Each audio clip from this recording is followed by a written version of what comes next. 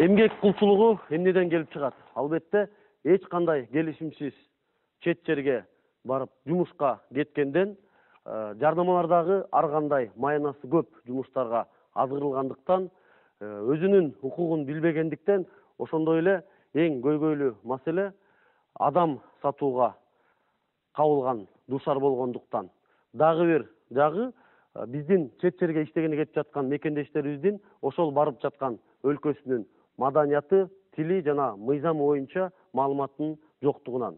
Саламатсыздарбы? Ой Ордонун бүгүнкү программасында дал ушул көйгөйлөрдүн алкагында сөз кылабыз. Андыктан биз менен бирге болуңуздар. Азыр алгач ушул бүгүнкү тема боюнча даярдалган сюжетти көрүп алып, андан талкууду улантабыз.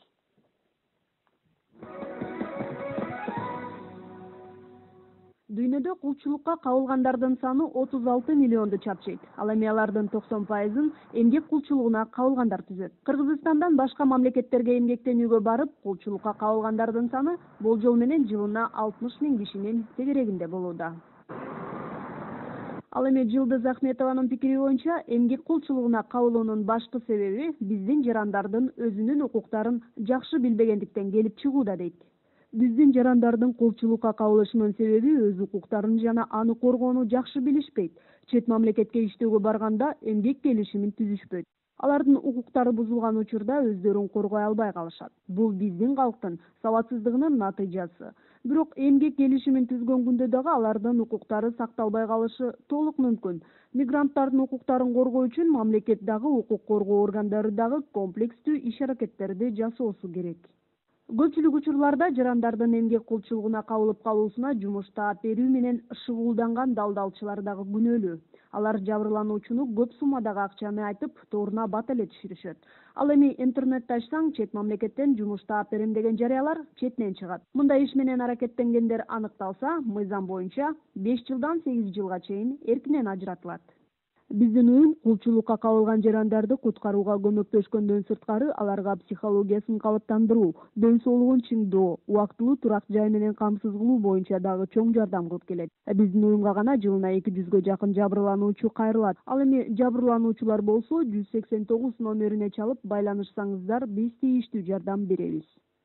Казакстандын Маловодное айылында мекендешибиз Жумагүл бул кашарда жылкы багып, кык чыгарып жүргөн жеринен мекендештерибиз байкап калып, ал кулчулуктан куткарылды. Ал көп жыл чарба жумушуна тартылып, аны үчүн бир тыйын акча алган эмес. Кол менен букшаратылган темир күрөк менен башымдан урат. Темир менен колго неме кирсе аябай урат олар ошондой. Ошондо да чыдап, мен калтаңы жесем да чыдап иш кылып жүрө бердим ошондой. Дагы бир максат аттуу мекендешибиз Казакстанда 2 жыл бою бекер эмгектенгенин мындайча айтып берди. Ошол 2012-жылы бизде дос баламдын эжеси дагы мен, дагы 2 дос баламды кошуп ушу айылдан 4 бала Казакстандын Алматы шаарына барганбыз. Ал жактан ушу курулуш иштерин иштейсиңер деп алып барган. Анан эмнегедир ошо паспортубузду алган башында. Бирок 1 ай өттү, 2 ай өттү, бизге эч кандай эме берилген жок, айлык. 1 жыл өткөндөн кийин биз түшүндүк, уже биз ал жака алданып барганыбызды, кулчулукка кабыл кылганыбыздычы. Анан жүрдүк, качып чыга албай. Анан ошол жактан бир кыргызстандык туугандарга жолугуп калдык, кыргызстандык байкелерге. Анан ошолор аркылуу ал объекттен качып чыктык. Максат менен Жумагүлгө окшоп, азыркы күнгө чейин кулчулукта жүргөн мекендештерибиз көп, бирок алардын так саны азыркыга чейин белгисиз. Гүланора Каныбекова, Талай Шабданов, Ой Ордо программасы. Буга чейинки көрсөтүүлөрүбүздө биз эмгек мигранттарыбыздын абалы, сексуалдык кулчулукка кабылган кыздарыбыздын тагдыры туурасында сөз кылганбыз. Бүгүнкү эфирде ушул эмгек кулчулугуна кабылган жарандарыбыздын тагдыры, алардын чечүү жолдору, алардын көйгөйүнүн жөнүндө сөз кылалы деп турабыз. Себеби бул бүгүнкү күндөгү эң көйгөйлүү маселелердин бири болуп турат. Туро Бакыт Таштанбеков сизге болсун. Бүгүнкү күндө ушул чет жерде кулчулукка кабылган жарандарыбыздын так саны барбы? Аларды кантип аныктай алабыз? Саламатсыздарбы? Бул жерде туура айтасыңар, могу кулчулукту 2 категорияга бөлүп кетиш керек. Биринчиси мына сексуалдык кулчулук, экинчиси эмгек кулчулук деп коет. Сексуалдык кулчулук болсо бул көпчүлүктө Турция, Эмират, Кытай өлкөлөрдө.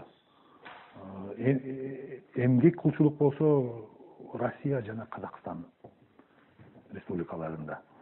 Биздин ошол өлкөлөрдө элчиликтерибиз бар, консулдук мекемелерибиз бар. Ошол жакта иштеген консулдук кызматкерлерибиз эмне кылышат? Негизги максаттары ошондой оор акыбалга түшүп калган биздин жарандарыбызга Кыргызстанга кайтып келиш үчүн документтерди тез арада эң кыска мөөнөттө жасап, керектүү документтер менен тактап Кыргызстанга салып жиберүү. Негизги биздин элчиликтерде жана консулдуктарда иштеген кызматкерлерибиздин максаты ушул. Мындай айтканда жана айтып атпайсызбы, саны Тышкы иштер министрлиги жыл сайын 6,5 миңге жакын күбөлүк тактап беришет биздин жарандарыбызга. Анын ичинде мына могу Турциянын, Эмираттарды алсак, мына сексуалдык кулчулукка түшүп калган жарандарыбыздын сайысы ар бир мамлекетте 25-30 жыл сайын болот. Россия менен Казакстандын ичинде бул жерде кичине кыйыныраак акыбал. Эмнеге деген себеби ошол Россияда же болбосо Казакстанда биздин жарандарыбыз жүргөндө биринчи себеби бул мыйзамсыз эмгектенүү. Мыйзамсыз эмгектенип атканда иштеген жерден көпчүлүктө паспорттарын алып коюшат. Паспорттарын алып койгондон кийин муну тастыктап ошол өлкөдөгү укук коргоо органдары менен тыкыз иштешебиз. Бирок тилекке каршы мындай айтканда сотко жеткен фактылар анча деле көп деле эмес. Нурахан Ажымовна, ушул Бакыт Арсланбекович айтып кеткен көйгөйлөрдүн баягы ушул эмгек кулчулугунун келип чыгыш себептерин айтып атпайбы? Ушул себептерди баягы болгондон кийин ушу менен күрөшпөй, эгер ушул көйгөйдүн чечүү жолуна өтө турган болсок, ушул Кыргызстандан чыгып атканда эле ошол эч кандай келишими жок, тиешелүү документи жок, тобокелдикке салып эле кетип аткан жарандарыбызды чек ара же бажы кызматы менен биргеликте бир жобо же программа кабыл алып туруп эле ушул маселени баягы чыгарбай койсо эмне болот өлкөбүздөн? Ушул мигранттарыбызды. Саламатсыздарбы?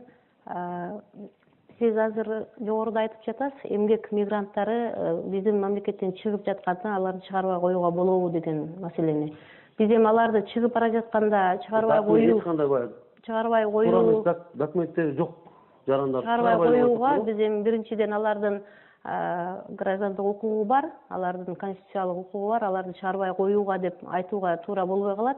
А негизинен ошол чет өлкөгө иштегени, жумушка бара жаткан эмгек мигранттарына түшүндүрүү иштерин биздин территориялык бөлүмдөр, мындайча айтканда ар бир райондо биздин өзүбүздүн тиешелүү бөлүмдөр бар.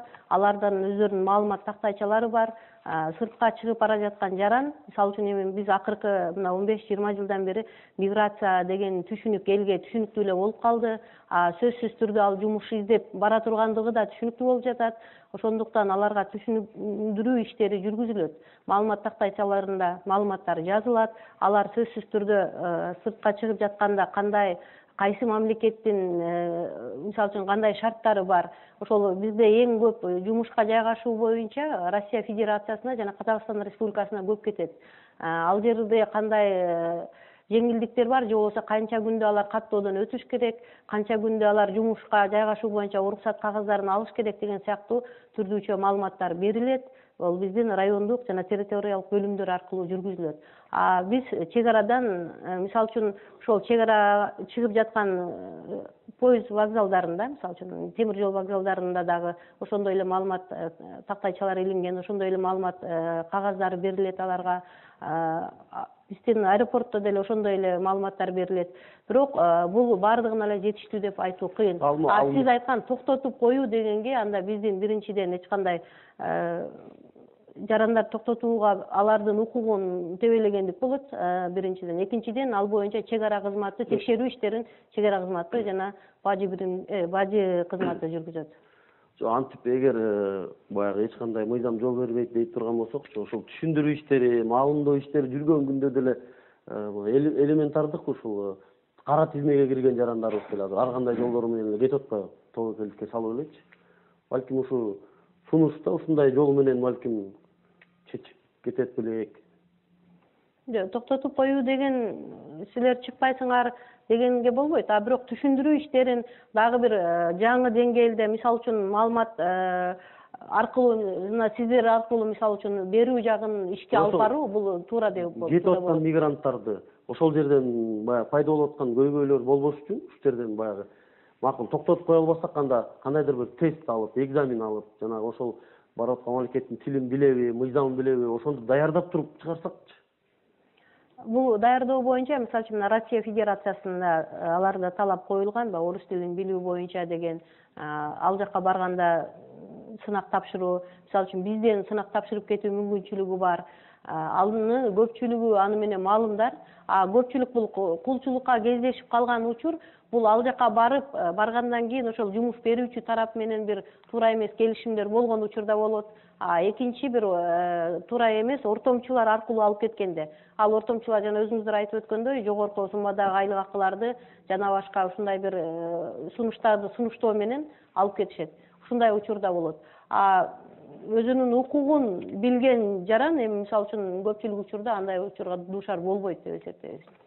Рахмат, ыргал карышсак мына балким чындыгында эле ушул баягы баардык ушул көйгөйдүн чечилүү жолдору барып эле мыйзамга такалып калган жери жокпу же мигранттарыбызга кам көрүүгө мыйзам жетиштүү элеби? Же кандайдыр бир мыйзам долбоорлору азыр керек болуп турабы? Мыйзамдар дагы, токтомдор дагы, ар түрдүү чечимдер bunun бардыгы мигранттардын укуктарын коргоо үчүн жана аларга шарт түзүп берүү үчүн жетиштүү. Бирок канчалык деңгээлде ошол мыйзам аткарылып жатат жана канчалык деңгээлде ушул мыйзамдардын негизинде өкмөт толук кандуу иш алып барып жатат? Суроо ушунда. Мисалы үчүн азыр айтылбадыбы, миграция министрлигинин өкүлү айтты, биз токтотуп кое албайбыз деп. Биз токтотпошубуз керек. Тескерисинче кетип жаткан мигранттарга чет мамлекетке баргандан кийин кулчулукка дуушар болбосу үчүн кам көрүшүбүз керек. Анын үчүн кандай?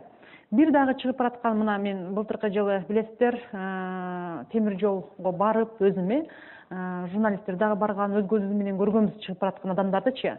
Ошолордун арасынан чыгып баратканда кайда барасың, кимге барасың, кайсы жерге ишке барасың же эгерде бир оор жагдайга туш келип калсаң, кимге кайрыласың, бул жөнүндө таптакыр түшүнүгү жок экенин көргөнбүз.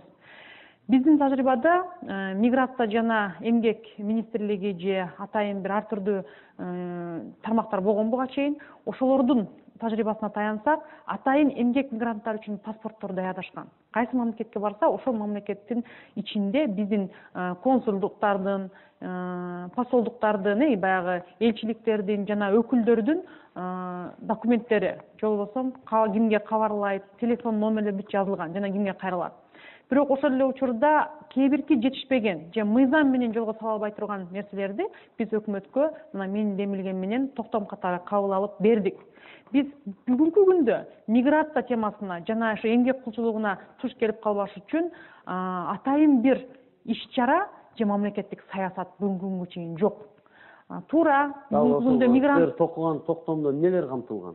Биз токуган токтомдо негизинен миграция боюнча саясат жүргүзүш керек, стратегия жазып чыгыш керек, жана ошондой эле демографиялык абалды алдын алуу жана ага чара көрүү боюнча атайын иш-чара жүргүзүш керек. Андан сырткары чыгып бараткан мигранттарды негизинен биринчи максат кесипке даярдаш керек.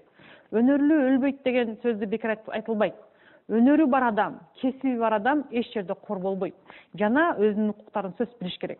Мисалы үчүн сыртка барган адамдар, мына азыр Тышкы иштер министрлигинин өкүлү айтып өттү бул жөнүндө, сыртка чыккан адамдар эгерде өздөрү мыйзам бузуучулуктун негизинде баргандыгы үчүн ал жака барганда кимдир бирөөгө көз карандуу болуп кулчулукка туш келип калып атат. Паспортун алдырып коюп жатат деп атат да. Себеби алардын уруксат кагазы, жашаган жери же медициналык справкасы туура эмес.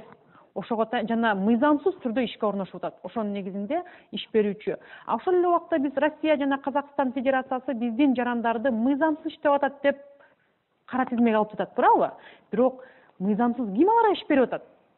Иш берүүчүлөр ошол Россия жана Казакстан мамлекетинин өздөрү болуп атпайбы? өздөрүнүн жарандары аларга эч качан чара көрбөй атат. Биз жана башында айткандай ушу эмгек кулчулугунун дагы бир себеби бул адам сатуу. Мына ушул 2010-жылдан 2014-жылга чейин 4 жыл аралыгында 98 ушул Кыргызстан боюнча адам сатуу фактысы катталганын былтыркы жылдын декабрь айында Жогорку Кеңеште вице-премьер Абдрахман Маматалиев айтты эле. Саламат мырза, сизге суроодо ушул козголгон 98 кылмыш иши боюнча канча адам жоопко тартылды бүгүнкү күндө? Сизде маалымат барбы? Биз деген андай маалымат бар бизде. Бул жерде деген кичине точный данный айтпаптыр. Бизде мына мен атайын алып келдим. 2001-жылдан баштап 2004-жылга чейин 238 факт катталган. Кылмыш иши козголгон. Анын ичинен 94 факт именно раба торговля целью эме болгон, эмгек кылчылар. 109 факт, анын ичинен 109 факт целью занятия проституция болгон. 35 факт бул деген торговля новорожденных детей. Анын ичинен мына бул жерде мына для занятия проституцию Эмиратка сатылган 27. Саламат мырза, азыр сөзүңүздү улантабыз, телефондук чалууну кабыл алабыз. Саламатсыз, угуп атабыз. Assalamu alaikum.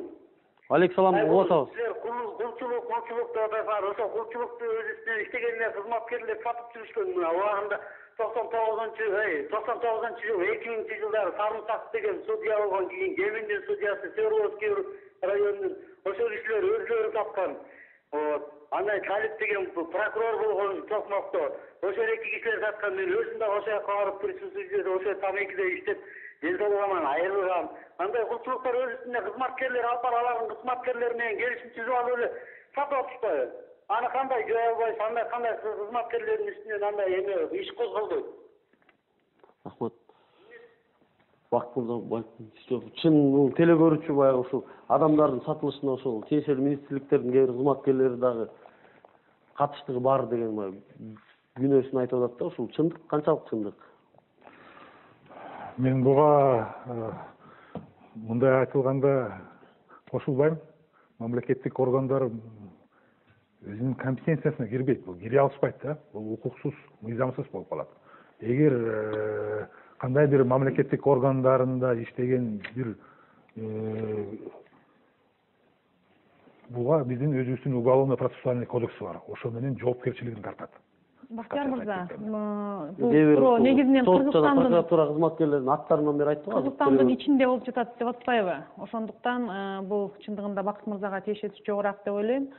Андан кийин өзү дүйнө боюнча өтө эң жогорку прибыль алып келүүчү тармак бул биринчи курал жарак сатуу. Андан кийин адам сатуу. Андан кийин наркотикалык заттарды сатууга кирет да. Ушул 3 тармак менен иш алып барган жарандарды биз оор жазага тартышыбыз керек деп эсептейм. Себеби булар бардыгы адам өмүрүнө коркунуч келтирүүчү соода саттыкка кирет. Жана чоң бир прибыль тапканда дагы туура эмес жол деп эсептелет. Ошондуктан мен айтар элем, азыркы биз айткан киши бул 99-жылдары деп атат. Балким ошол убактагы күнөөкөр болгон адамдар өз жазасын алгандыр, эгер кайрылган болсо тиешелүү тармакка. Бирок ошол эле учурда бул 99-жыл эмес, азыр Саламат мырза туура айтты. Саламат мырза экөөбүз азыркы күндө Жогорку Кеңештин ичинде биздин социалдык саясат комитетинде менин демилгем менен жана бүткүл дүйнөлүк же эл аралык миграция организациясы менен биргеликте түзүлгөн адам сатуу боюнча комиссиянын мүчөсүбүз, мен төрагасымын. Биз бул боюнча азыркы күндө өкмөт, Жогорку Кеңеш жана башкалардын арасынан биринчи болуп бир тереңирээк көңүл бурган адам катары же тармак катары, комиссия катары эсептелинебиз.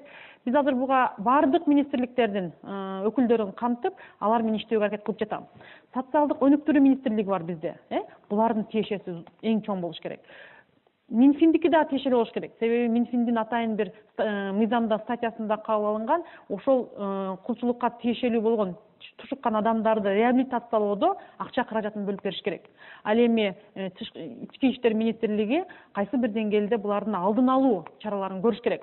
Бирок ошол эле учурда бүгүнкү күндө аянычтуусу бизге ошол МОМдун берген маалыматы боюнча 1799 адам такталды деп жатат. Бирок булардын баарын эле биз тарта албай атабыз. Адамдык факторлор жана ошондой эле ошол сексуалдык курчулукка же болбосо эмгек кулчулугуна туш келген адамдардын өздөрүнүн кайрадан арызын кайтарып алган учурлар көп кездешет да. Андан сырткары жашы жете элек кыздарды же балдар саткан учурларда дагы же жаш балдарды алар кайсы бир убакта тергөө токтоп калып жатат. Мыйзамдын учу бул ийненин учундай эле нерсе экен да, кайсы жерге барганда токтоп калат экен. Ошондуктан мен айтар элем, бүгүнкү күндө Тышкы иштер министрлиги, эмгек министрлиги, миграция бирге турат, Тышкы иштер министрлиги менен биргеликте ички иштер министрлиги биргеликте иш алып барыш керек. Рахмат. Ушул сунуш өткөн программада да айтылды эле. Албетте учурда бул көйгөй менен ар бир министрлик өз алдынча күрөшүп атат. Бирок биз өткөн программада сунушта айтылган, ушул тиешелүү министрликтер качан биригип системалуу түрдө иш алып барганда натыйжа көбүрөөк болот дегенчи. Самат мырза, жанагы суроону улантып бересиз. Ошол сиз так ушул айтып бересиз. Ушул адам саткандар эгер кармалган учурда кандай жазага тартылат? Бул жерде мына бизде уголовный кодексте 124 статья бар. Ошол статья менен жазага тартылат. Бирок бүгүнкү күндө биздин көп жарандар өзлөрү түшүнбөйт да, ушу именно ушундай жертва болгону көбү билбейт, көбү арызы менен кайрылбайт.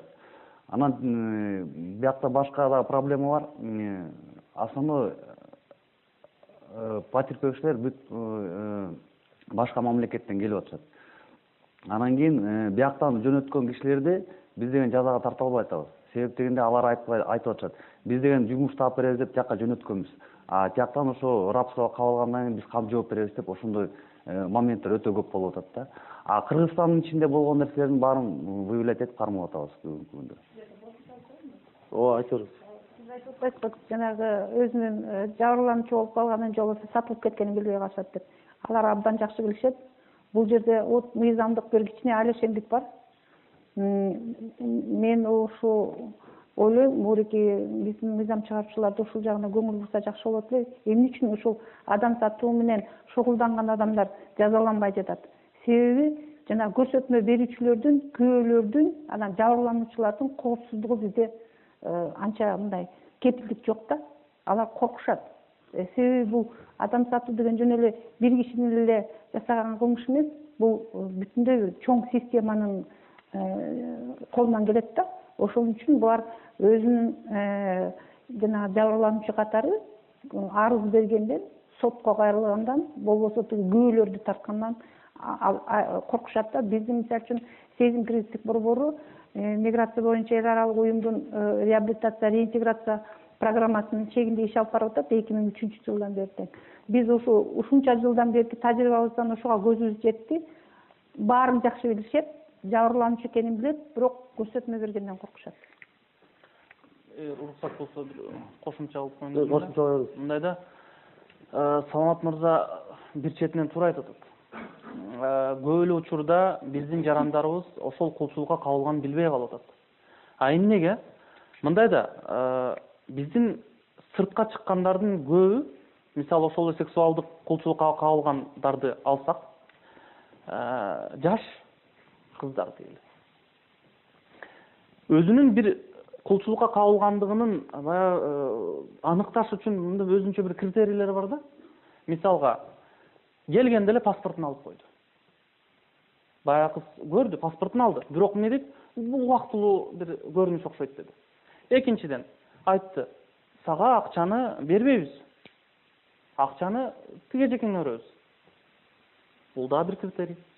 Эмнеге? Анткени бул кыз өзү каалагандай бөлүштүргүсү келип аткандыр ал акчанычы. Бирок ошону сезбей, билбей калды да. Ошол учурда эмгек кулчулугуна кабылгандар деле. Баргандан кийин, мына бизде Кыргызстанда 2005 жылдан бери адамдарды сатуунун алдын алуу жана ага каршы күрөшүү боюнча мыйзам иштеп келет.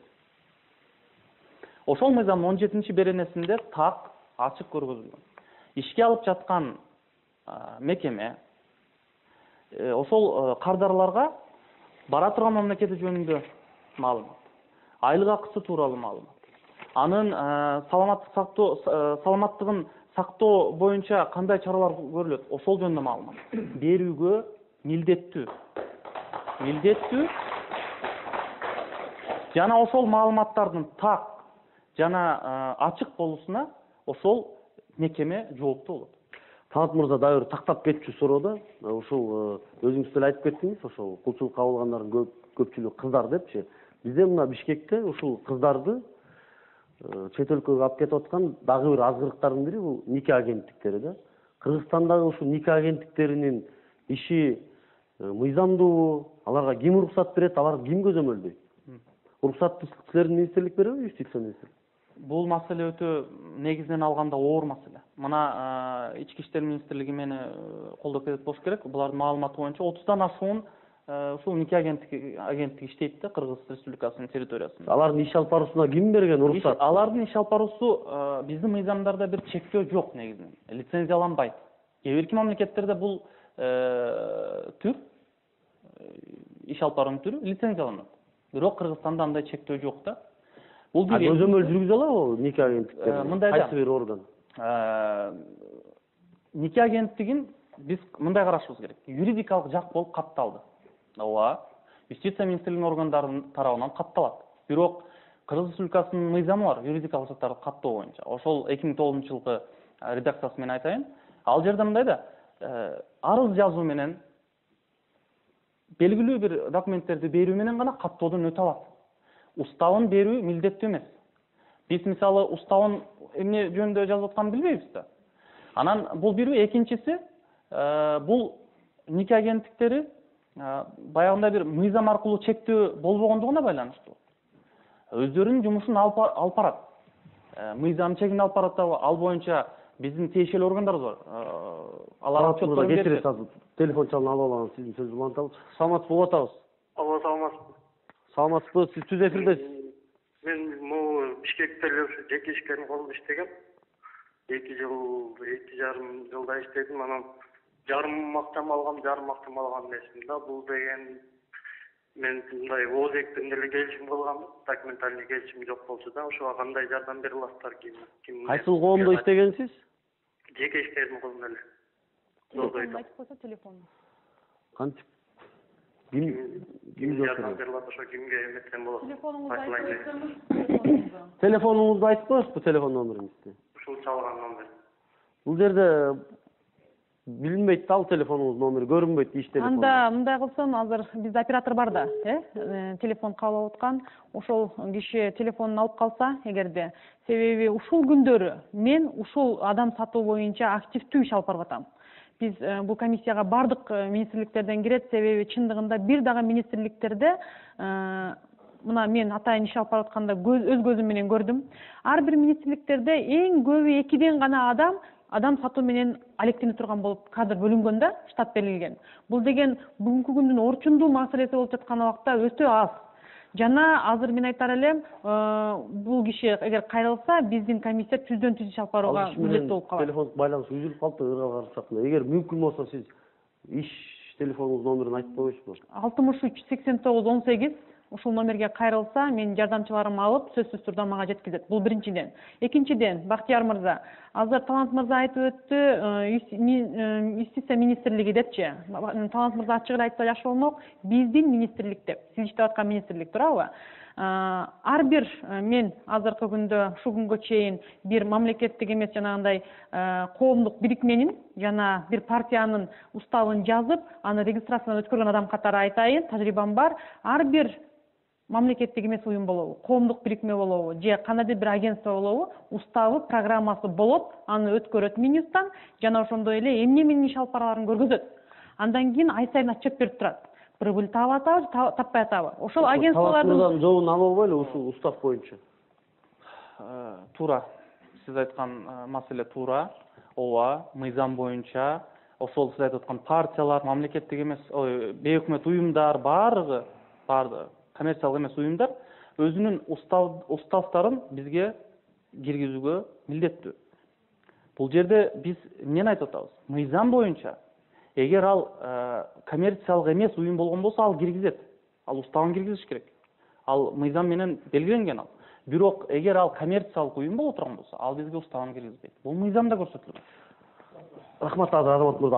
Аудиториядан бир суроо алып алалычы, анан сизге сөз берем. Саламатсыздарбы? Менин суроом төмөнкүдөй. Азыр көчөлөрдө, аялдамаларда ар кандай жарыялар бар да, жумуш берилет, андай депчи.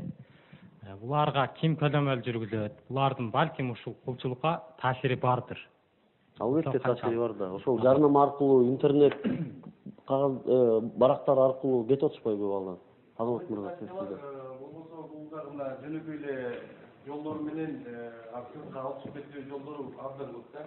Ошонун ичинде эле мына мисалга карай кетсек, мындан 1-2 жыл мурун ошол эле Ош базарынан жанагы микрофон азыр. Аркылуу Ол микрофон алыңыз. биздин ошол эле чукулдагы эле чукулда болгон окуялардын бири, бул ошол 40тан ашуун адамды биздин мекендештерди ошол Сахалин Шикатын шаарына жумушка деп алып кетип атылган жеринен ошол ичинен эле 2 адам бизге келип кайрылып, ошол бизге күмөн болуп атат дегенде биз дагы укук коргоон органдарга ошол убакта кайрылганбыз. Ушундай иш чара болуп атырды. Тилекке каршы жанагы нерсе ошол берененин иштебегендиги дагы мындай жумшак берене катары эсептелгени дагы ошол бирден бир далил катары айтсак болот. Анткени ошол уюштуруучуларды кармагандан кийин бир күн баягы сурак жүргүзгөндөн кийин ал эчтеке айта албастан коюп коюшту. Бирок ошол эле убакта ошонун баары кетишти дагы кайра 1,5 айдан кийин ошонун тууганы бизге кайрылып атышат. Аларды баргандан кийин мына паспортун алып алыштыр, азыркыга чейин айлыгын төлөлүк, кандай кылып эме кылабыз деп. Ошондон бери мына жарымы кайра кайтып келишкен, жарымын деле азыр тагдыры кайсы учурда кандай кылып иштеп жүргүзгөнү белгисиз. Тилекке каршы мына бул жерде ар бир министрлик өзүнүн позициясын белгилеп келатат, бирок биздин оюбузча бул ошол жалпы ошол багытта мына 10 жылдан бери иштеп аткан мыйзамдын дагы жыйынтыгында көрүп атабыз. Жалпы ошол багытта иш алып баруучу бир координациялык уюм болуш керек. Ошол ар бир министрликтин, ошол ар бир ведомствонун ошол багытта иш алып барчу багыттарын аныктап, ошону жалпы координациялап. Бул мисал катары айтып кетсем, ошол 2005-2004 жылдары президент алдында дагы ушундай совет бар болчу, кеңеш. Ошол координациялык багы бир функцияны аткарып келчү. Андан тышкары мына эфирдин башын Жумагүлдүн тагдыры менен баштадыңар. Биздин ассоциация акыркы 5 жылдын убагында эле мына 762 адамга кулчулуктан куткарганга жардам бердик. Ошонун акыркыларынын бири мына Жумагүлдүн тагдыры. Канча жылдын ичинде? 5 жылдыктын ичинде бул. Акыркы 5 жылдын ичинде куткарып аткан учурда биздин мамлекеттик органдар менен биргеликте кылдыңарбы же өз алдынча эле? Куткарып аткан учурда мына бияктан Тышкы иштер министрлигинин өкүлү айткандай, ошол жердеги киришүүсү ошол эле жанакы кайра кайтып келүү боюнча аныктама справкасын берүүнүн эле менен эле чектелет, тилекке каршы да. Башка жерден болсо мына ошол эле Перимде убагында болгон 43 адам ошол жака кулчулукка түшүп, ошол биздин министрликтин багы лицензия берилген жеке компаниянын эмеси менен кеткен. Ушул процесстер жүргүзүп жатканда ошол мамлекеттеги Кыргызстандын элчиликтери кандай жардам көрсөтөт? Элчиликтери тилекке каршы багы ошол жакта иштеген адамдардын астыгы. Мына ошол эле Москва шаары боюнча алсак, алданган жана ошо айлыгын ала албай жүргөн, айлыгын ала албагандар дагы ушул категорияга киришет да. Анткени алданып калды да алар. Барып ошол жерден эч бир эмесин жылдыра албай калды. Тилекке каршы мына Москвадагы биздин элчиликтин багы сан иштеген адамдардын саны аз болгондуктан ошонун баарын камтый албайт да. Бул ошо биринчиден. Экинчиден жер жериге чыгып оперативдүү бир чечим кылуу боюнча дагы багы мүмкүнчүлүктөрү жок, мындайча айткандачы. Рахмат, азыр телефон чалып алайынчы. Үзүлүп калды окшойт. Ошол менен багы маселе дагы бир жерден турат. Мисалы, ошол эле мына мен айтып кеткендей массалык түрдө кетип атат деп атпайбы, мына 45 адам, 5 адам деп атат. Ошонун кайтып келишиндеги ким жардам берилет ошол жакчакачы? Жанагы маселени тактап алчы, Бакыт мырза, ушул силердин министрлик ушул 1 жыл ичинде 2014 жылы канча адамды ушундай кулчулуктан куткарды? кулчулуктан куртка ар бир өлкөдө мен айтып кеттим жана ар бир өлкөнүн өзүнүн спецификасы бар. Россия менен Казакстанды алса, ошол жакта көпчүлүктүү эмгек кулчулукка түшүп калган жарандарыбыз. Турция менен Эмиратта сексуалдык кулчулук деп коет. Баарын санап чыксак, кол жолду бүтүрдө 8000ге жакын күбөлүк берилген. 8000ге жакын биздин жарандарыбызга биздин консулдук мекемелерибиз жардам берип, паспорттарын тактап. Рахмат, дагы бир ушул Азамат мырза айтып кетпеди, ошол пикирлерге кошуласызбы? Ушул министрликтердин баягы иши анчалык эффективдүү эмес, көп маселелерди баягы оперативдүү чечкенге мүмкүнчүлүктөрү жок деп. Жок, мен ага кошулбайм. Себеби эгер биздин консулдук мекемелерибизге, элчиликтерге кайрылса, биздин элчиликте иштеген консулдук кызматкерлерибиз тез арада, эң кыска мөөнөттө ошондой окуяга түшүп калган жарандарыбызга жардам, көмөк көргөзүп, паспортторун даярдап, күбөлүктөрүн даярдап, Кыргызстанга жөнөтүшөт. Башка маселе, бул жерде башка маселе бар да, Тышкы иштер министрлигинин башка өлкөлөрдө өкүнчүлүктөрдө, дипломаттык өкүнчүлүктөрдүн кызматкерлерин укуктары чектелген. Башка өлкөдө издөө жана тергөө процедуралык иштери жүргүзө албайт. Муну ким жасайт? Муну ошол өлкөнүн укук коргоо органдары жасайт. Бул жагынан мен бир нерсени айтып кетейин. Биз азыр ушу вопросту туура эмес болуп атабыз да, биз уже ТЧК барып, башка мамлекетке барып, кулдукка түшүп келген себептен сүйлөшүп атабыз. Биз деген могу жерден ошону допускать этпешибиз керек. Алдын алыш керек. Алдын ала. Себеп дегенде мына бүгүнкү күндө силер брачный агентстводо турсуңар. Брачный агентство уже биякта эле калды. Азыр мына эмне болот? Ош базар мына айтып кетти. Былтыр биз жана 29 бала тында боюнча сүйлөшүп, силер менен кошо жардам берип чыгардык турабы? Келди, эмне болду? Иш козголгон жок. 29 киши келди. Мына чогуу чыгарып келдик ошодон. Кулчулуктан. Эмне себептен иш козголду? Себеп дегенде аларды деген бияка тез алып келиш керек болчу. Үй жок, тамагы жок, акчасы жок. Бияктан Ош базардан кетирген, аял аны уже укту, акчасы алды, алар кайтып келишти, бияка келгенде встречный заявление жазып берди. Ошону менен иш козголбой калды. Мына ал баш бир маселе. Экинчи маселе бүгүн кандай болуп атат? Айтып атат, мына основной мына сексуальный рабство боюнча. Турцияга барасыңар, нянька болуп иштейсиңер, магазинге иштейсиңер, кафеде иштейсиңер деп алып кетип атат. Бияктан жөнөтүп атат. Биздин Кыргызстан жараны жөнөтүп атат. Бияка барганда же биздин жараныбыз тозулат, который бияка келбейт Кыргызстанга, же Турция же ошол мамлекеттин жараны тозулат да айтат. Силер келгиче дейт, вакансия калбай калды. Мына азыр мына силерге билет алып бердик, паспортуңарды жасап бердик, виза ачып бердик. Гостиницага төлөп атабыз. $2000 карыз болдуңар. Башка жумуш жок. Эми мында алектенесиңер дейт. Айла жоктон биздин кыздар ушуну барып атат. Азыр телефон чалып. Саламатсыз, угуп атабыз. Саламатсыздар. Мен нарына чалып аттым эле. Бул адам сатуу боюнча айтып атпайсыздарбы? Алло, угуп атасыздарбы? Угуп атабыз, айта бериңиз сурооңузду. Бул нарындан мындан 2 жыл мурун УУДунун начальниги телевиденияга реклама берип, адамдарды иштеп беребиз Казакстанга деп 14 кулан алып кеткен. Ана алып барып аяктан эме болгондо ошонун арасынан бир айнымдын баласы ачып келген да, ошондон билинип калып, калган балдар иштеп келди дагы ал бала кайра качып келген. Ошондон кийин Сурооңуз. Ошондо сурооңуз. Бул факты менен баарыбыз эле маалымбыз. Жок, суроо болгондо буну кылмыш кандай козголдубу же козголгон жок, УУДунун начальниги болсо УУД эмес, Нарын шаардык ички иштер башкармалыгы район ГОБУД. Рахмат, сурооңуз түшүнүктүү болду. Сизде маалымат барбы? Макул, ага бул сурооңузга прокуратура органдарынын өкүлү болгондо жооп бермек. Балким кийинки программаларда жооп алып беребиз деп. Бул адам сатуудан, анан мыйзамсыз миграциядан жабыркагандарга жардам көрсөтүү жагынан азырынча Кыргызстанда миграция боюнча эл аралык уюмдун гана аракети аябай активдүү да. Бул маалымат таркатуу жагынан дагы, анан жабыркагандарга конкреттүү жардам көрсөтүү жагынан дагы көп программалар иштеп жатышат. Ушул уюмдун жардамы менен жабыркаган жарандар кайта мекенине кайтарылып, аларды ар кандай социалдык жактан колдоо, андан ары реинтеграция кылып, ишке орноштуруу, ден соолугун чыңдоо, андан ары тиги үй бүлөсү менен байланыштыруу жаатында көп чоң иштер ушул азырынча ушул миграция боюнча эл аралык уюмдун аркасы менен гана ишке ашырылып жатат. Кошумча айта кетейин, кыскача эжеке туура айтып атат. Биз дагы мына акыркы Жазгүлдүн дагы турмуш боюнча дагы сиздин борбор менен чоң консультациялык башка маселелер менен алып келип атабыз.